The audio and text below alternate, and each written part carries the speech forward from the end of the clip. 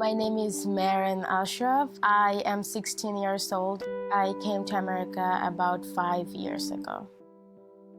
My home country is very different from America.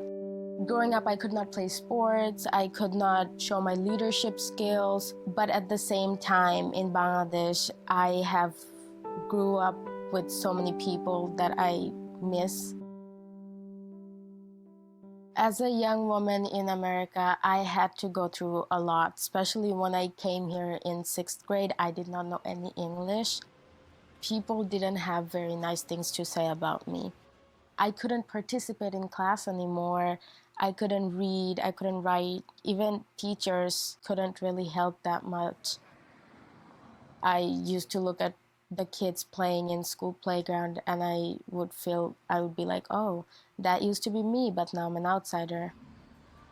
I used to get bullied. Not knowing English was one of the reasons. Obviously, me wearing scarf was a pretty big deal. I don't know, it's just nobody took the time to get to know me. Just when I was on the verge of giving up, I decided to learn English. I turned on the TV and I watched one episode of the Disney Channel TV show called Jessie. Sorry, but the convergence of airstreams from the... Then I moved on to some other Disney Channel shows, and it took me in total 3 months to learn English fluently. If I stayed in Bangladesh, I wouldn't have gotten bullied, I wouldn't have felt excluded, I wouldn't have felt lonely. But at the same time, I don't think I would have had all the opportunities I have right now in America. For example, I get to read so many fiction books. I get to go to the library 2 times a week. I can write my own stories. Girls have a lot more rights. The same gender couple can be out in public. It's amazing, but at the same time, how do you expect me to say this country is free when children are being taken away from their parents and locked up in a cell? How do you want me to say it's free when Muslims are coming into this country and being called terrorists? How do you want it to be free when people from 7 different countries can't even come here?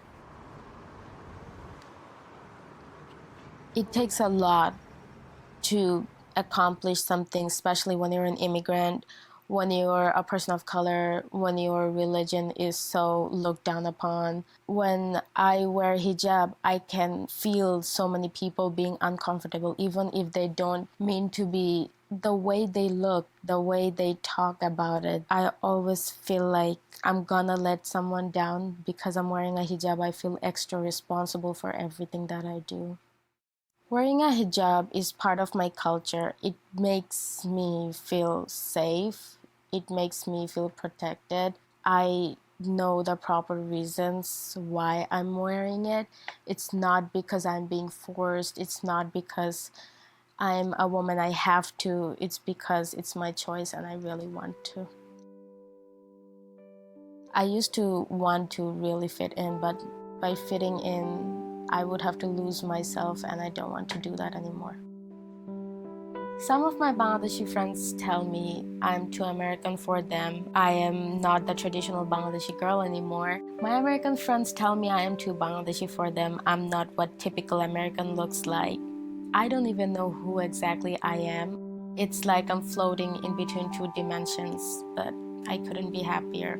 I am a little American and I am a little Bangladeshi, and I have my own journey and stories to tell. I do feel very safe here because when the Muslim ban happened the very first time, I saw how many people were willing to go out to march for me. When I was too afraid, when I didn't want to get out of my house, I was like, no, someone's gonna kill me, someone's gonna do something. There were Black people, there were Latino people, there were white people who went out and marched for me. An immigrant can be brown, black, white, yellow, purple, blue, red. An immigrant could be a man, woman, everything in between. Immigrant is someone who's strong and who knows they want a better life. And they're not afraid to reach for it, and they can keep going.